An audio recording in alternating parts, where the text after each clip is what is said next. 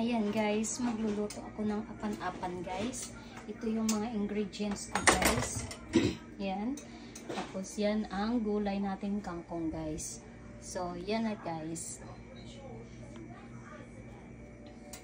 Yung mga ano ko guys.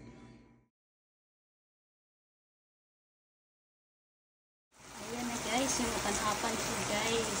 Ang sarap na guys yung apan-apan ko guys.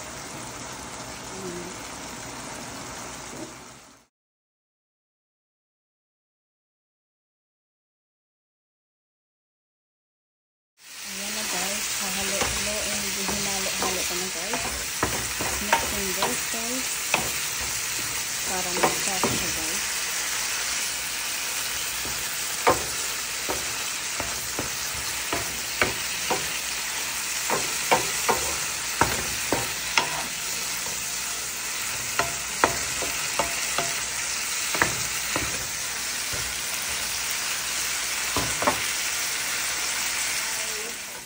So guys, lulunurin ko na ito guys, yung ahos para sa ating apan-apan guys. So ngayon, ano ko yung ahos guys, yung garlic. Tapos yung onions guys. Ayan, ouch, ang sakit guys. So, halo-haloin lang natin guys. We just go like this until the soak the paste guys, and then put the tomato guys. So that's how I'm gonna cook adobong kangkong sa Ilonggo apan-apan guys.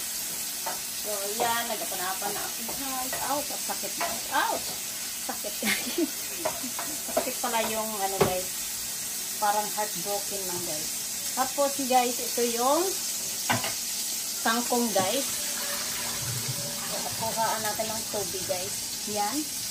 Ilulunod na natin. Unahin natin ito guys kasi para maano siya, mag-soft siya guys. Yan. Halo-haloin lang siya para ma-soft yung flavor.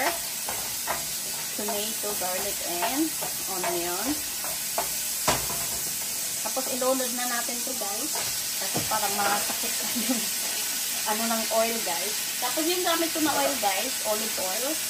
Kasi hindi gumagamit yung asawa ko ng ano guys. So, yan. Lalagyan na natin guys. Puhugasan ko pa yan guys yung ginamit ko guys. Yan na guys, halo-haloin lang hanggang sa soft siya guys. Tapos takpan natin guys. Yan guys.